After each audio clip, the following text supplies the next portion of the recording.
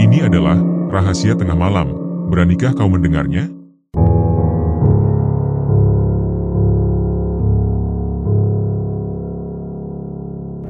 Malam itu begitu gelap, hanya ditemani oleh cahaya lampu jalan yang temaram dan suram. Di dalam sebuah mobil mewah yang melaju dengan tenang, Parno, sopir setia keluarga Tuan Wijaya, memegang kendali dengan penuh ketenangan. Angin malam berhembus pelan, membawa bisikan halus yang hanya mampu dirasakan oleh hati yang sedang gelisah. Parno, seorang pria sederhana dengan senyum ramah yang selalu menjadi andalan keluarga kaya raya tersebut, sebenarnya menyimpan sebuah keinginan besar dalam dirinya, yakni kehidupan yang lebih baik dari sekadar pengabdian. Selama bertahun-tahun ia mendengar bisikan dan desas-desus dari para pelayan serta penduduk sekitar. Mereka membicarakan kesuksesan Tuan Wijaya, seorang pengusaha ternama dengan kekayaan melimpah, yang diyakini tidak sepenuhnya lahir dari kerja keras semata. Nama Pring Petu kerap kali disebut, sebuah pusaka mistis yang konon memiliki kekuatan membawa keberuntungan tanpa batas. Setiap kali mendengar cerita itu, rasa ingin tahu Parno semakin membara. Ia teringat kembali kisah-kisah dari pamannya maupun para pekerja lain yang menyebut bahwa Pring Petu bukanlah sekadar bambu biasa. Pusaka itu diyakini terbentuk oleh alam dalam momen langka yang jarang disaksikan mata manusia. Bentuknya unik, dua ruas bambu bertemu lalu menyatu, menciptakan simpul melingkar yang mustahil ditemukan pada bambu pada umumnya. Pikiran Parno selalu tergoda oleh cerita itu. Hingga pada suatu siang, saat Tuan Wijaya pergi menghadiri pertemuan bisnis, ia memberanikan diri mendekati pamannya yang tengah membersihkan halaman belakang di bawah pohon beringin tua. Dengan nada penuh kehati-hatian, ia meminta agar pamannya bercerita lebih banyak mengenai benda keramat itu. Sang paman, yang awalnya enggan, akhirnya mengisyaratkan bahwa pusaka tersebut memang benar disimpan oleh Tuan Wijaya, terletak di ruang kerjanya, bersemayam dalam kotak kayu tua berlapis kain kuning. Konon, benda itu benar membawa keberuntungan, namun tidak terlepas dari resiko yang mengerikan. Sang paman menggambarkan bahwa bambu itu seolah hidup. Siapapun yang menyentuhnya akan merasakan hawa dingin menjalar ke seluruh tubuh. Sejak mendengar pengakuan itu, imajinasi Parno semakin tak terbendung. Malam harinya, rasa penasaran itu mencapai puncaknya. Bayangan tentang pusaka yang disebut-sebut terus menghantui pikirannya. Ia membayangkan sebuah bambu kecil, panjangnya hanya seukuran lengan, dengan warna kecoklatan dan kilauan samar yang tidak wajar. Ruas-ruasnya tampak sempurna, namun keanehan terlihat jelas ketika dua ruas itu bertemu membentuk lingkaran, seolah menghadirkan simbol abadi tanpa awal dan tanpa akhir. Malam itu rumah mewah Tuan Wijaya terasa sunyi. Biasanya tempat itu dipenuhi hiruk-pikuk aktivitas, namun kali ini sepi karena sang pemilik sedang menghadiri acara penting di luar kota, sementara para pelayan telah terlelap dalam tidur. Satu-satunya suara hanyalah detak jam antik di lorong yang memecah kesunyian. Di depan pintu ruang kerja Tuan Wijaya, Parno berdiri dengan tangan gemetar, bukan karena ketakutan, melainkan karena kecemasan bercampur dengan antusiasme. Di balik pintu kayu tebal itulah tersimpan pusaka yang selama ini hanya ia dengar melalui desas-desus. Sebuah kunci yang digantung di saku celananya, hasil curian pada pagi hari ketika Tuan Wijaya bersiap-siap, kini menjadi kunci utama langkahnya. Dengan hati-hati, ia memasukkan kunci itu ke dalam lubang dan memutarnya perlahan. Suara klik yang terdengar membuat jantungnya berdegup lebih cepat. Pintu terbuka, dan ia melangkah masuk ke dalam ruangan yang dipenuhi aroma kayu tua bercampur dengan wangi lilin yang masih menyala. Di tengah ruangan berdiri sebuah meja besar dari kayu jati, dengan lemari antik menjulang di belakangnya. Parno tahu bahwa benda yang dicarinya berada di dalam lemari tersebut. Ukiran-ukiran rumit pada kayu lemari menampilkan bentuk makhluk-makhluk aneh yang semakin menambah suasana mencekam. Dengan hati-hati, ia membuka lemari itu, lalu mendapati sebuah kotak kecil berlapis kain kuning. Tangannya gemetar ketika mengambil kotak tersebut, lalu membukanya dengan perlahan. Di dalamnya terbaring pusaka yang selama ini ia bayangkan. Sebatang bambu kecil dengan ruas-ruas yang bertemu, mengeluarkan kilauan aneh yang seolah memiliki nyawa.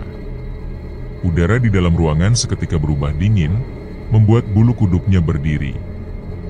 Namun rasa bangga dalam dirinya mengalahkan segala rasa takut. Ia merasa seolah baru saja memenangkan hadiah terbesar dalam hidupnya. Pikiran itu menegaskan bahwa benda tersebutlah yang membuat Tuan Wijaya hidup bergelimang harta. Sekarang giliran dirinya untuk merasakan perubahan nasib. Ketika jemarinya menggenggam pusaka itu, hawa dingin menjalar cepat dari telapak tangan menuju seluruh tubuhnya. Sensasinya seolah sebuah bisikan yang tidak terdengar, namun langsung menyentuh kedalaman pikiran. Rasanya seperti disentuh oleh sesuatu yang besar dan kuno, meski hati kecilnya bergetar. Keyakinannya semakin bulat bahwa dengan benda itu, hidupnya akan berubah. Ia memasukkan pering petuk ke dalam saku jaketnya, menutup kembali lemari, lalu memastikan segala sesuatunya kembali seperti semula. Namun, saat ia hendak meninggalkan ruangan, sebuah suara lirih seperti desisan terdengar dari belakang. Ia menoleh, tetapi tidak ada apa-apa. Berusaha menenangkan diri, ia melangkah lebih cepat meninggalkan ruangan itu. Malam yang dingin tiba-tiba terasa semakin berat. Langit gelap seperti menekan rumah besar itu, sementara hembusan angin dari luar terdengar bagai rintihan. Parno mempercepat langkah menuju pavilion kecil tempat ia tinggal. Pikirannya dipenuhi gambaran akan kehidupan baru yang penuh kemewahan. Namun, di balik rasa bangga itu, terselip kegelisahan yang sulit dijelaskan. Pusaka kecil yang sederhana itu memancarkan aura aneh, seolah memiliki mata yang terus mengawasi setiap geraknya. Setiap kali ia memikirkannya, ia merasa ada bisikan samar yang bergetar di telinganya. Ia berusaha meyakinkan diri bahwa semua itu hanyalah bayangan rasa gugup semata.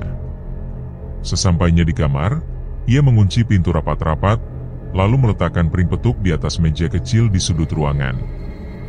Cahaya bulan yang menembus jendela membuat permukaannya tampak berkilauan. Sebuah senyum muncul di wajah Parno, seolah dirinya telah menggenggam kunci menuju dunia baru. Namun, ketenangan malam itu terusik oleh suara ketukan pelan di pintu kamarnya. Tubuhnya membeku, bertanya-tanya siapa yang datang di tengah malam. Ketukan itu terdengar lagi, kali ini lebih keras. Ia memberanikan diri untuk membuka pintu, tetapi mendapati tidak ada seorang pun di luar. Angin malam bertiup kencang, membuat pepohonan bergoyang bagai menari dalam kegelapan. Ketukan itu tidak berhenti, justru semakin keras dan cepat, seolah ada sesuatu yang sangat ingin masuk. Parno berdiri dengan napas tertahan, jantungnya berdegup kencang, sementara udara di sekelilingnya semakin dingin menusuk tulang. Dari meja kecil di sudut kamar, pering petuk tampak memancarkan cahaya yang lebih terang, seakan merespon sesuatu yang tak kasat mata. Pagi itu terasa berbeda dari biasanya. Udara pagi dipenuhi semangat baru, bercampur dengan aroma bubur ayam yang dimasak oleh Siti di dapur kecil mereka. Warung sederhana yang mereka kelola di pinggir jalan sudah siap menyambut para pelanggan. Namun ada sesuatu yang janggal sekaligus mengejutkan sejak malam ketika Parno membawa pulang pusaka pering petuk.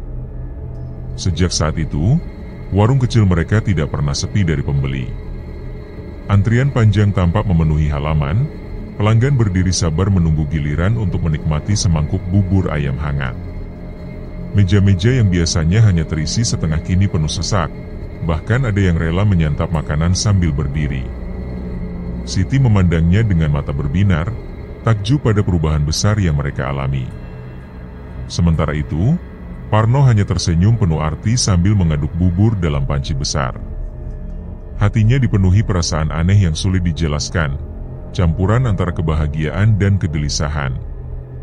Ia tahu benar bahwa semua ini bukan sekadar keberuntungan semata, melainkan pengaruh dari pusaka keramat yang ia letakkan di dalam laci warung, tersembunyi di balik tumpukan kain lem. Ia percaya benda itu memancarkan energi yang mampu mengubah kehidupan mereka. Hari-hari berikutnya berlalu, dan penghasilan mereka terus meningkat tajam. Warung yang dulunya sepi kini dipenuhi hiruk-pikuk pembeli dari pagi hingga malam. Siti, yang semula hanya dibantu seorang tetangga, Akhirnya merekrut 3 karyawan tambahan demi melayani pelanggan yang tak henti berdatangan. Dalam waktu sebulan, keuntungan mereka cukup besar untuk merenovasi warung menjadi lebih luas serta membeli gerobak baru yang lebih megah. Di suatu malam, Siti masih diliputi rasa tak percaya ketika menghitung hasil penjualan. Tumpukan uang yang biasanya hanya muat di dalam kaleng kini melimpah ruah, tak lagi terbendung. Parno menemaninya dengan senyum samar, meyakinkan bahwa semua ini berkat kerja keras yang mereka lakukan dan sedikit keberuntungan yang menyertai. Namun di dalam hati, ia sengaja tidak menceritakan soal piring petuk. Ia khawatir istrinya akan merasa ketakutan atau justru meminta untuk menyingkirkan pusaka itu. Keberuntungan mereka terus berlanjut. Dalam waktu 3 bulan, Parno mampu membeli sebuah rumah baru di pinggiran kota, lengkap dengan kendaraan keluarga yang nyaman. Ia bahkan memutuskan untuk berhenti bekerja sebagai sopir Tuan Wijaya. Keputusan itu mengejutkan tuannya, sebab Parno sudah dianggap bagian dari keluarga besar tersebut. Namun Parno berkeras untuk fokus membantu istrinya mengelola usaha yang kini berkembang pesat. Kehidupan Parno dan Siti berubah drastis. Mereka kini hidup berkecukupan, memiliki tabungan, karyawan, serta kenyamanan yang dulu tak pernah mereka bayangkan. Namun di balik kebahagiaan itu, Parno mulai merasakan sesuatu yang mengusik. Setiap malam ia sering terbangun karena mimpi-mimpi aneh. Dalam tidurnya, ia melihat bayangan gelap yang melingkari tubuhnya, disertai bisikan samar yang tidak jelas. Energi dari piring petuk terasa semakin kuat, kadang menciptakan suasana ganjil di dalam rumah baru mereka. Suatu malam ketika hendak menutup warung, Parno merasakan udara sekitar tiba-tiba menjadi lebih dingin. Ia membuka laci tempat pusaka itu disimpan dan menatapnya dalam-dalam. Malam itu hawa dingin menusuk hingga ke tulang, seolah-olah angin malam membawa sesuatu yang jauh lebih gelap daripada sekadar udara beku.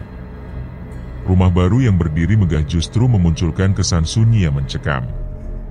Sejak pusaka dengan aura misterius itu dibawa ke rumah, kedamaian yang pernah ada perlahan berubah menjadi perangkap tak kasat mata. Rasa nyaman tergantikan oleh perasaan diawasi. Parno dan Siti semakin sering terbangun di tengah malam, napas mereka terengah, tubuh mereka basah oleh keringat dingin, seolah baru saja berlari dari mimpi buruk yang terlalu nyata. Siti pernah bercerita bahwa dirinya dihantui mimpi mengerikan. Tangannya gemetar memegangi lengan suaminya, wajahnya pucat pasi, matanya dipenuhi ketakutan yang tak mampu ia sembunyikan. Parno pun mengalami hal yang sama. Ia sering bermimpi melihat sosok besar bertubuh gelap dengan mata merah menyala bagai bara api. Wajah sosok itu penuh luka menganga, menyebarkan bau busuk yang menusuk dada. Makhluk itu tidak bergerak, hanya berdiri diam, namun auranya begitu kuat hingga membuat keduanya merasa seakan dicekik. Tatapan matanya menembus jauh ke dalam jiwa, seolah mampu mengintip isi pikiran terdalam. Malam-malam berikutnya berubah menjadi teror tanpa henti. Suara ketukan lembut namun berat terdengar dari pintu dan dinding. Parno dengan tangan gemetar selalu mencoba memeriksa, namun tak pernah menemukan siapapun di luar sana. Keheningan yang membeku seolah menertawakan keberaniannya. Langkah kaki samar kadang terdengar di lantai atas, seakan seseorang dengan sengaja berjalan untuk menarik perhatian. Padahal mereka tahu, rumah itu hanya dihuni berdua. Bayangan hitam berkelebat di sudut mata Parno, bergerak cepat lalu menghilang di balik pintu. Pernah sekali ia memberanikan diri mengejarnya, tetapi yang ditemui hanyalah kekosongan yang dingin. Lampu-lampu rumah mulai berulah, cahayanya berkedip-kedip menimbulkan bayangan menakutkan di dinding. Ada kalanya lampu padam total, lalu ketika kembali menyala, suasana ruangan terasa berbeda, lebih sempit, lebih gelap, seolah ada sesuatu yang berdiri di sana mengawasi mereka. Udara rumah tiba-tiba menusuk hingga ke sumsum, meski semua jendela tertutup rapat. Bau anyir bercampur aroma kemenyan samar-samar tercium di setiap sudut. Siti bahkan pernah mendengar tawa kecil di telinganya, lirih namun sangat dekat. Saat ia menoleh dengan panik, yang terlihat hanya kegelapan pekat yang seolah hidup dan siap menelan mereka. Pusaka itu kini terasa menjadi pusat dari segala teror. Setiap kali Parno melewatinya, ia merasakan getaran aneh, seolah benda itu bernafas perlahan, menunggu saatnya keluar. Hingga suatu malam, ia terbangun mendengar suara serak dan dalam yang memanggil namanya. Ketika membuka mata, sosok gelap dengan mata merah menyala berdiri di pojok ruangan, menatapnya dengan sorot yang membuat jantung seolah berhenti. Rumah yang megah kini berubah menjadi penjara kengerian. Malam-malam mereka bagaikan perjuangan untuk bertahan hidup di tengah teror yang tak pernah berakhir. Pagi yang biasanya membawa ketenangan kini tak lagi memberi harapan. Aura gelap semakin pekat, menyelimuti setiap sudut rumah, menelan sedikit demi sedikit kebahagiaan yang pernah mereka miliki. Siti mulai menunjukkan gejala yang tidak wajar. Ia sering termenung lama, menatap kosong pada sesuatu yang tidak terlihat. Matanya kehilangan cahaya kehidupan, membuat Parno kian gelisah. Namun semua itu hanyalah awal dari mimpi buruk yang lebih nyata. Pada suatu malam, Parno duduk di ruang tamu.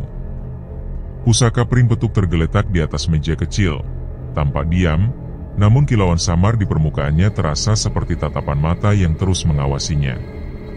Ia mencoba mengalihkan perhatian, namun hawa dingin yang mendadak datang membuat tengkuknya meremang. Tiba-tiba terdengar suara dari arah dapur, disertai bunyi barang yang jatuh, lalu langkah kaki yang diseret, menggema di tengah keheningan malam.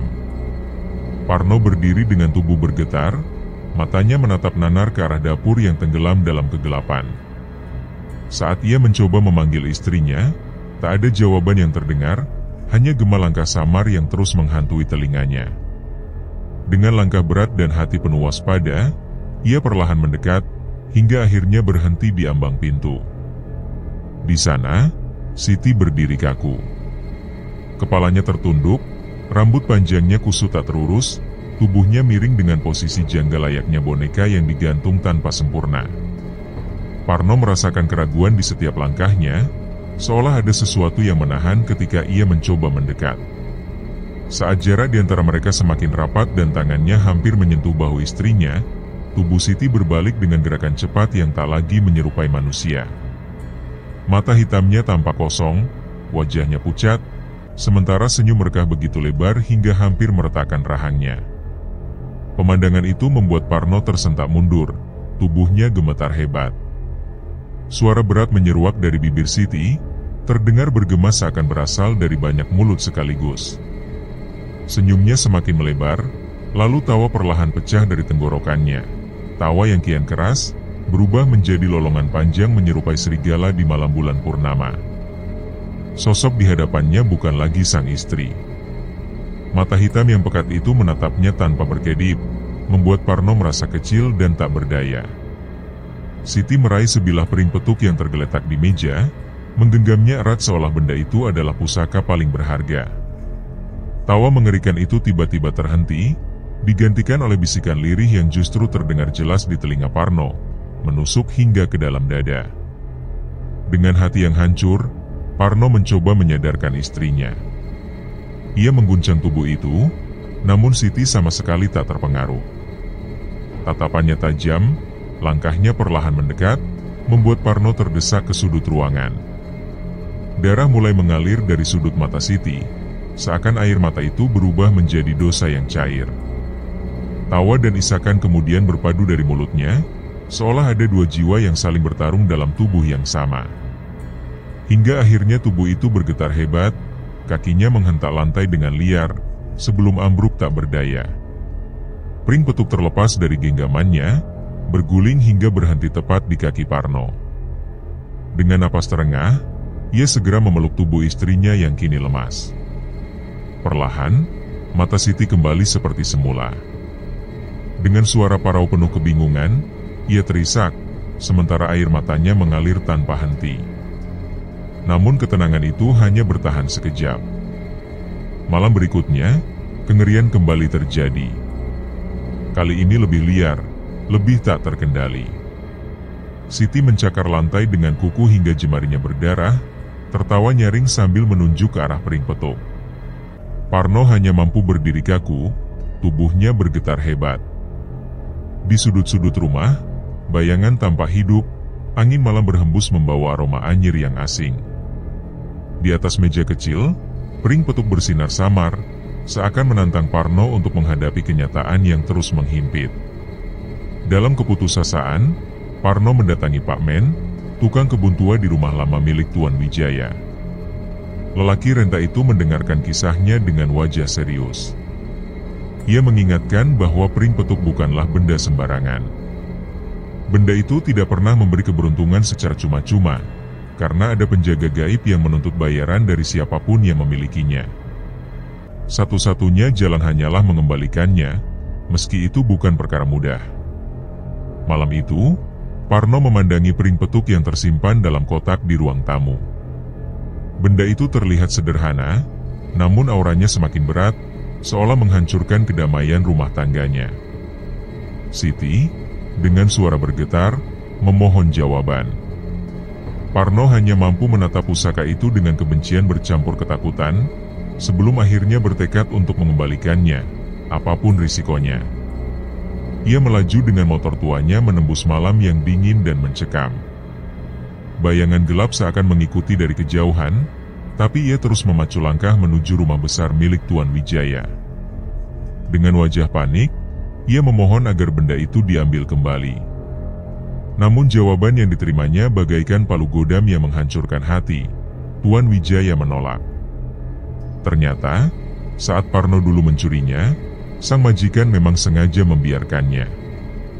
Benda itu bukan lagi menjadi milik Tuan Wijaya, karena ia sendiri telah menyerah pada teror yang menyertainya. Parno merasa tertipu, namun penyesalan tak lagi berguna. Dari bibir sang majikan, terbongkarlah kebenaran. Piring petuk bukan sekadar pusaka, melainkan pintu yang menghubungkan dunia manusia dengan dunia gaib. Penjaganya tidak akan pernah membiarkan pemiliknya hidup tenang, kecuali jika tuntutannya dipenuhi. Malam satu suro adalah saat batas dunia paling tipis, dan hanya dengan ritual berdarah persembahan itu bisa meredakan amarah sang penjaga. Yang diminta bukan sembarang darah, melainkan darah dari orang terdekat, seseorang dengan ikatan kuat pada pemiliknya. Semakin dekat ikatan itu, semakin puas sang penjaga. Jika tidak dilakukan, maka teror akan kian menjadi-jadi hingga mengambil segalanya. Parno membeku. Bagaimana mungkin ia bisa melakukan pengorbanan semacam itu? Membunuh orang yang ia cintai demi sebuah pusaka terkutuk bukanlah pilihan yang sanggup ia lakukan. Amarah bercampur ketakutan memenuhi dadanya. Namun satu hal menjadi jelas baginya, sekali piring petuk menjadi milik seseorang, benda itu akan terus menuntut hingga harga yang diminta dibayarkan. Tidak ada jalan lari. Tidak ada tempat bersembunyi. Parno merasa seakan seluruh dunia runtuh menghimpit dirinya. Dengan hati yang hancur, ia meninggalkan kediaman Tuan Wijaya, sementara bayangan jin raksasa bermata merah kembali menghantui benaknya. Suara berat nan serak bergema di telinganya, mengingatkan bahwa waktunya hampir habis. Sesampainya di rumah, pemandangan lain menyambutnya. Siti duduk di sudut ruang tamu, wajahnya kosong, tubuhnya bergetar, dan tatapan matanya dipenuhi ketakutan yang tak mampu tersembunyi. Sejak pertemuannya dengan Tuan Wijaya, kehidupan Parno dan Siti berubah menjadi mimpi buruk tanpa henti.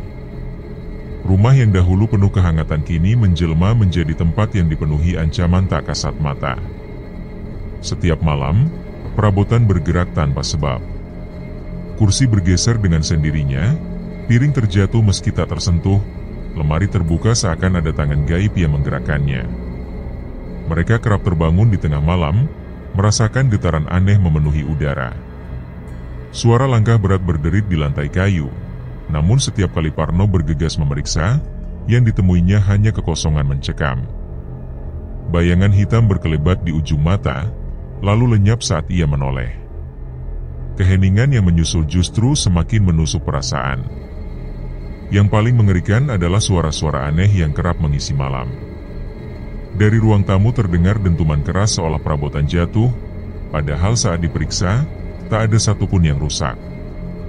Siti yang rapuh sering menangis ketakutan setelah mendengar bisikan halus yang entah dari mana asalnya. Parno pun kerap terbangun dengan rasa sakit menyesakkan di dada, seolah ada tangan dingin menekan tubuhnya hingga sulit bernapas. Di luar, bulan pucat menggantung rendah, menebar cahaya yang semakin mempertebal kengerian. Angin malam bertiup lebih kencang, membawa pesan samar bahwa waktu mereka kian menipis. Parno merasa semakin terperangkap dalam lingkaran gelap yang perlahan meruntuhkan dunia yang dikenalnya. Puncak teror datang di suatu pagi yang membekukan jiwa. Seorang karyawan mereka, Johnny, ditemukan tewas di belakang rumah. Tubuhnya terkulai, wajahnya membeku dalam ketakutan, mata terbuka lebar, mulut terkunci rapat seolah menahan jeritan yang tak sempat terlepas. Darah mengalir dari hidung dan bibirnya, sementara di tangannya tergenggam erat sebilah pering petuk. Parno dan Siti berlari menuju jasad itu. Tubuh Johnny terbujur dengan ekspresi ngeri yang tak mampu dijelaskan. Udara di sekelilingnya dingin dan pekat, berat seakan mencekik siapapun yang mendekat. Tak jauh dari jasad itu, pering petuk berkilau samar, memancarkan energi gelap yang menyelimuti seisi tempat. Tangisan histeris Siti mengguncang udara, sementara Parno hanya berdiri pucat menatap pengerian. Dalam hatinya ia tahu, ini bukanlah kecelakaan. Jin penjaga pusaka telah menuntut korban, dan Johnny menjadi mangsa karena tanpa sengaja menyentuh benda terkutuk itu. Polisi datang menyelidiki, namun tidak menemukan jawaban. Tak ada tanda kekerasan, hanya wajah mayat yang memancarkan rasa takut membeku. Beberapa saksi bahkan mengaku merasakan aura menyeramkan di sekitarnya, seolah ada makhluk tak terlihat yang mengawasi. Bagi Parno dan Siti, semuanya semakin jelas, pering petuk bukan sekadar benda, melainkan jembatan menuju dunia lain yang menuntut darah dan korban. Malam itu, Parno duduk sendirian di ruang tamu. Matanya terpaku pada pering petuk yang tergeletak di atas meja. Benda itu kini tampak lebih besar, lebih menakutkan, seakan menelan cahaya di sekitarnya. Setiap kali Parno menatapnya, rasa takut dan kebingungan semakin menjerat. Suara langkah kaki kembali terdengar dari lantai atas, lambat namun berat, seakan mengarah ke ruangan tempat pusaka itu disimpan. Dengan tergesa ia berlari naik, namun hanya menemukan kehampaan. Saat ia menoleh, bayangan hitam besar berkelebat di ujung koridor, membuat jantungnya hampir berhenti berdetak. Keringat dingin mengucur, tubuhnya bergetar, dan di dalam hatinya ia tahu, jalan keluar satu-satunya adalah ritual pengorbanan yang pernah disebutkan Tuan Wijaya. Namun keberanian untuk menukar nyawa demi keselamatan masih terasa mustahil. Hari-hari berikutnya semakin mencekam. Rumah yang dahulu dipenuhi impian kini menjelma penjara penuh bayangan. Setiap sudut seakan dipenuhi mata tak kasat mata yang mengawasi. Tidur dan makan menjadi hal mustahil. Suara langkah di malam hari semakin keras, semakin dekat. Bayangan jin besar itu kini terasa begitu nyata, seakan hidup berdampingan dengan mereka. Parno tahu, waktu hampir habis. Dalam keputusasaan, terlintas pikiran gelap, menyingkirkan pusaka itu dengan cara mewariskannya. Jika ada yang bersedia menerima, mungkin teror ini akan berakhir. Namun siapa yang cukup bodoh untuk menanggung beban terkutuk itu? Hingga suatu hari, langkahnya membawanya ke pasar barang bekas. Di bawah sebuah tenda kecil, seorang pedagang barang antik duduk dengan wajah ramah dan senyum sederhana. Meja dagangannya dipenuhi perabot kayu tua, lukisan memudar, serta benda-benda aneh yang seolah terlupakan waktu. Parno berdiri terpaku, merasakan gejolak batin yang berat. Pering petuk tersembunyi di dalam tasnya, aura gelapnya seakan mendesak keluar. Dengan napas berat ia mengeluarkan pusaka itu. Begitu bambu itu muncul, udara sekitar berubah pekat. Pedagang menatapnya dengan mata berbinar, ada kekaguman sekaligus kecemasan dalam sorotannya. Benda itu dianggapnya unik, sesuatu yang bernilai tinggi. Tatapannya mengandung ketertarikan yang sulit disembunyikan. Parno merasakan kejanggalan dalam cara lelaki itu memandang, namun pilihan yang tersisa sudah habis. Hidup dalam ketakutan bukan lagi jalan yang bisa ditempuh. Akhirnya pedagang itu menerima piring petuk dengan tangan ragu, namun matanya menyala penuh arti. Senyum yang melintas di wajahnya tampak menyimpan makna dalam, seolah ia tahu persis beban yang kini berpindah ke tangannya. Bagi Parno, rasa lega sejenak mengalir, meski jauh di dalam dirinya ia sadar, kengerian itu tidak benar-benar hilang, hanya berpindah menunggu korban berikutnya. Setelah transaksi itu selesai, Parno merasakan beban berat yang selama ini menghimpit seolah mulai terangkat. Ia dan Siti meninggalkan pasar dengan langkah lebih ringan, meski kegelisahan masih tersisa. Untuk pertama kalinya dalam berhari-hari, udara malam terasa tidak lagi mencekik, dan Parno menatap langit gelap dengan perasaan lega. Beban yang menindih bahunya perlahan sirna, menghadirkan kedamaian yang telah lama hilang. Keesokan paginya, wajah Siti tampak lebih segar. Bayangan ketakutan yang biasanya menghantui matanya kini tidak lagi terlihat. Malam-malam penuh bisikan dan langkah kaki yang menggema di lorong rumah telah berlalu. Pring petuk seakan benar-benar pergi dari hidup mereka, bersama kutukan yang selama ini menjerat. Hari-hari mereka perlahan kembali normal. Bisnis bubur ayam yang sempat terguncang mulai berjalan lancar, disambut pelanggan dengan tawa ringan yang dulu hilang bersama kegelisahan. Parno dan Siti kembali berbicara tentang masa depan tanpa rasa takut yang membayangi. Rumah yang dahulu terasa angker kini menjadi tempat tinggal yang damai. Mereka merasa seperti telah benar-benar bebas dari pengawasan mata tak kasat mata yang dulu menghantui setiap langkah. Bulan demi bulan berlalu, dan kedamaian itu semakin nyata. Rumah mereka yang dulunya dipenuhi bisikan dan bayangan kini sunyi, segar, dan ringan. Tak ada lagi suara langkah kaki di malam hari atau bisikan yang datang dari kegelapan. Udara rumah mereka kembali jernih, seakan beban lama telah disapu pergi. Mereka memilih hidup sederhana, menjauh dari ambisi kekayaan yang pernah mereka kejar lewat pusaka terkutuk itu. Sebuah warung bubur ayam kecil dibuka di tepi jalan, dengan bangku kayu seadanya dan meja berlapis taplak putih bersih. Setiap pagi, Parno berdiri di depan kompor dengan penuh ketelatenan, sementara Siti menyambut pelanggan dengan senyum hangat.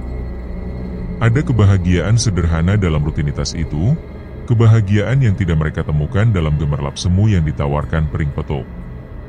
Bubur ayam mereka dikenal karena rasanya yang hangat dan harganya yang terjangkau. Pelanggan kembali datang, mencari rasa yang bukan hanya mengenyangkan perut, tetapi juga menenangkan hati. Kehidupan mereka kini dipenuhi rasa syukur, tanpa ancaman, tanpa pengawasan gaib, tanpa mimpi buruk. Setiap malam, mereka duduk di teras rumah sederhana, menikmati udara segar, bercakap tentang hal-hal kecil yang membawa senyum. Tidak ada lagi kisah tentang pusaka, jin, atau kutukan. Kebahagiaan mereka kini datang dari secangkir teh manis, obrolan ringan, dan rasa tenang yang tulus. Parno mulai menyadari bahwa kebahagiaan tidak pernah datang dari kekayaan atau benda berharga, melainkan dari kesederhanaan yang dijalani dengan ketulusan. Usaha kecil yang mereka kelola membuat hidup lebih berarti.